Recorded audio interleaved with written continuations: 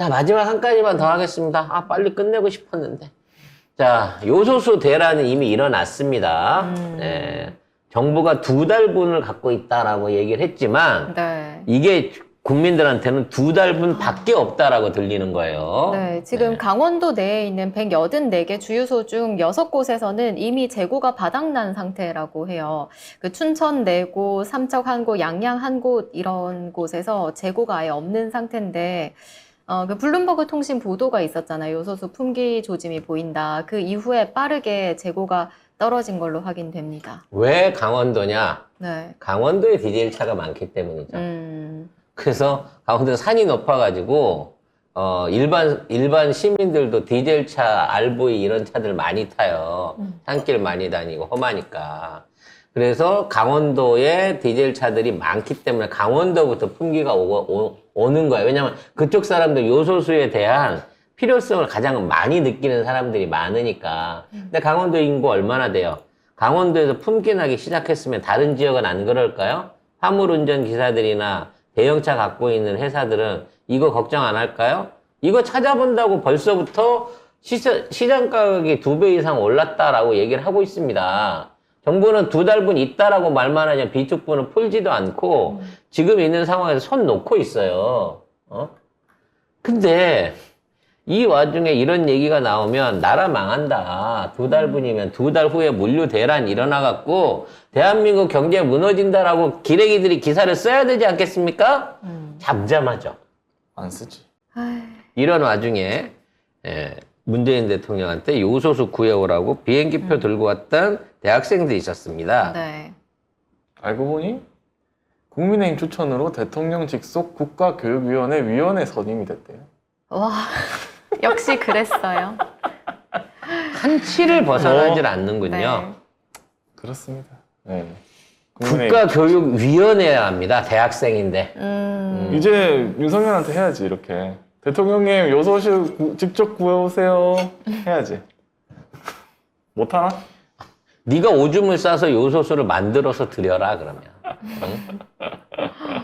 사실 이 요소수는 그 석탄 정제 과정에서도 많이 생기고 또는 이제 천연가스 생산을 많이 하는 데서 부산물로도 많이 나오거든요. 그러니까 주로 산유국들이 이걸 많이들 갖고 있거나 또는 이제 공업적인 요소수 그러니까 비료 원료를 하기 위해서는 일부러 석탄으로 갖고 요소를 만들기도 해요. 근데 이걸 제일 많이 만드는 나라가 러시아하고 중국이야. 왜냐면 얘네들은 세계 비료 시장을 꽉 잡고 있는 애들이기 때문에. 그래서 만일에 이제 일반 국가들이 이걸 하려고 하면 다른 나라는 석탄을 활용해서 쓰고 거기 나온 부산물로서 요소수를 생산하는 입장인데 우리가 요소수를 생산하기 위해서 이 가공 공장을 차리게 되면 단가가 엄청나게 높아져요. 그러니까 국산화하는 것보다는 사다 쓰는 게 좋은 거란 말이지. 그리고 이 사다 쓰는 것도 사실은 외교적인 관계만 좀 튼실하다고 치면 전 세계 산유국이 한두 개가 아니잖아요. 석탄 가공하는 나라가 한두 개가 아니기 때문에 정말 다양한 루트로 이거를 구해올 수 있는 방법은 있어요.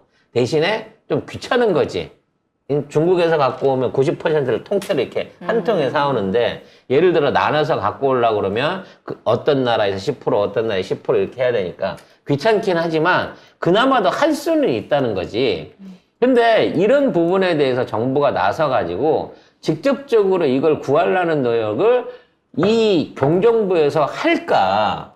한다고 치면 이걸 누가 해야 될까 싶은 거지. 누가 해야겠어요? 법무부 장관이 구해오세요. 하지. 법무부 장관이 해야겠지. 왜요?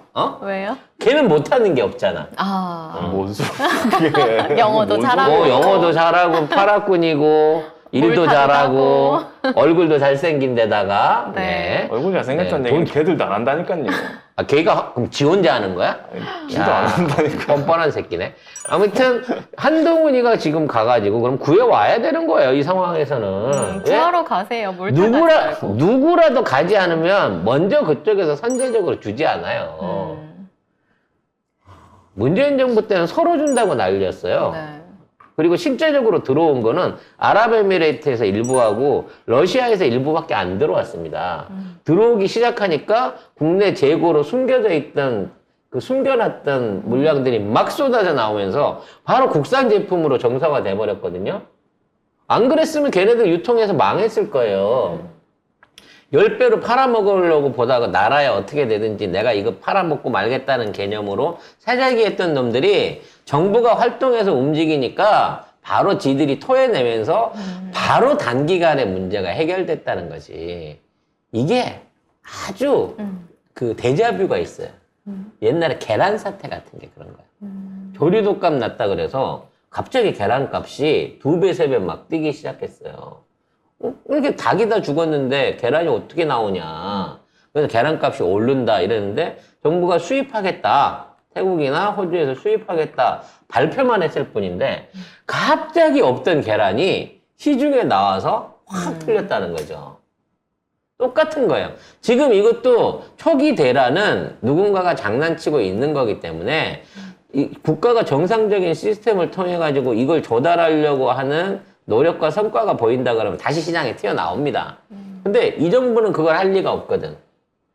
그러니까 족박아로 계속 사 모아놓은 재고 물량들을 그대로 버티고 갈 거고 그 재고 물량을 꺼내기 위해서는 뭘 해야 된다? 압수수색을 해야 된다는 거예요. 어디를? 어디를? 업자를. 업자들을? 그래서 나는 이걸 해결할 사람이 한동훈이라고 보고 있는 거죠. 네. 여기까지 아무튼, 하시죠. 네. 네, 여기까지 하도록 하겠습니다. 뭐 하나 나라 꼴이 제대로 돌아가는 게 없습니다. 이대로 눈탱이 쳐맞으면서 앞으로 2달 후에 있을 요소수 대란을 진짜 맞이하게 된다고 치면 이게 우리나라는 무정부 사태가 맞다라고. 네. 아니, 요소수 많은 뭐 얘기해야 될것 같아요. 러시아한테도 큰 소리 쳐놓고 중국한테도 큰 소리 쳐놓고 그거 주겠어요 이제? 안 주죠. 그러니까. 그리고 요소수 사태를 해결하잖아요. 그럼 그 다음에 히토리오.